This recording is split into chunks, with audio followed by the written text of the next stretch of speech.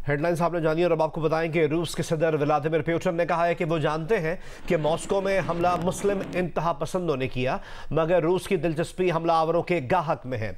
उन्होंने सवाल किया कि आखिर हमले के बाद दहशतगर्द यूक्रेन ही फरार होना क्यों चाहते थे और वहां कौन उनका मुंतजर था।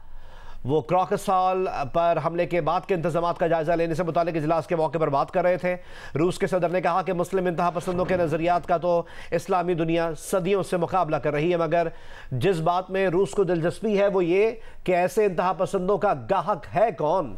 सदर पुतिन ने कहा कि अब अमरीका मुख्तलिफ ज़राए से कायल करने की कोशिश कर रहा है कि इस जुर्म में यूक्रेन मुलव्वस ही नहीं और ये कि दाइश इस जुर्म में मुलव्वस है। व्लादिमीर पुतिन ने कहा कि लाजिम है कि कई सवालात के जवाब हासिल किए जाएं, जिसमें यह भी शामिल है कि क्या वाकई मुस्लिम इंतहा पसंदों ने फैसला किया था कि वो रूस पर हमला करें, जबकि रूस मशरिक़ वस्ता के तनाज़े में मुनसिफाना हल के लिए खड़ा है।